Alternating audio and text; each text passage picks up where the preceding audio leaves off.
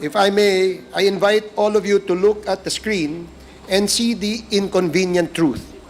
These numbers are from the official PNP reports as published both then and recently last October 21, and not just made-up stories by the Quadcom. Ikumpara po natin ang unang 2 taon ng Duterte at BBM administration.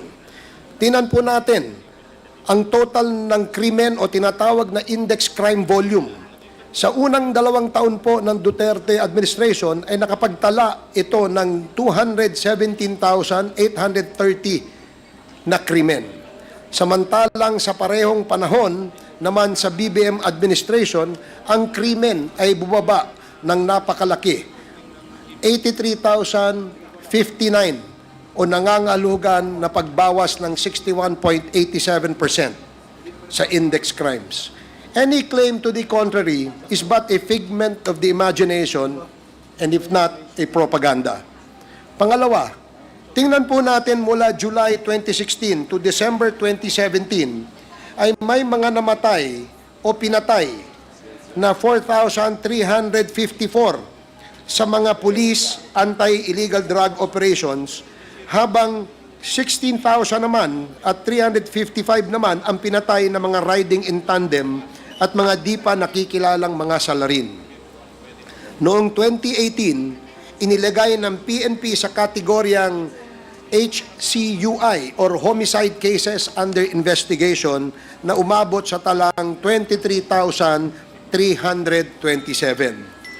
Samantala, mula July 2022 hanggang katapusan ng 2023, ang bilang ng mga napatay sa mga legitimate police anti-illegal drugs operations ay 73 lamang po.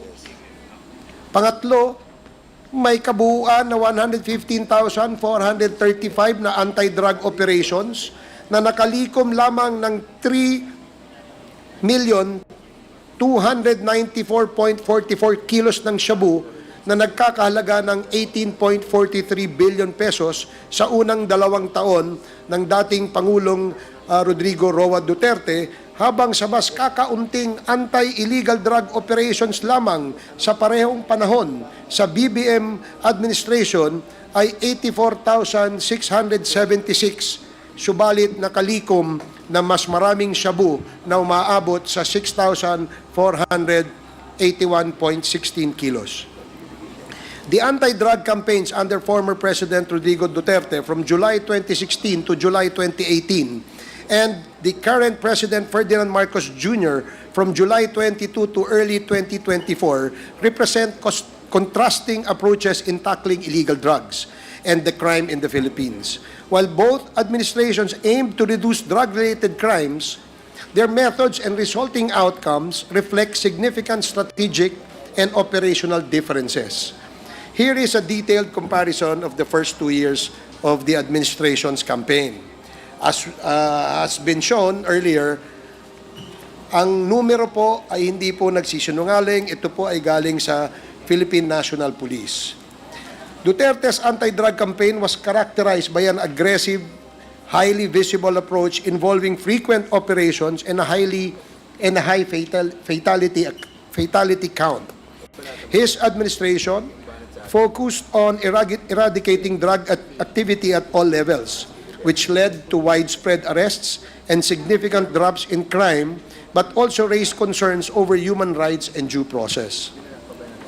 In contrast, the Marcos administration appears to have adopted a more refined approach with an emphasis on improved crime-solving rates and efficiency in enforcement.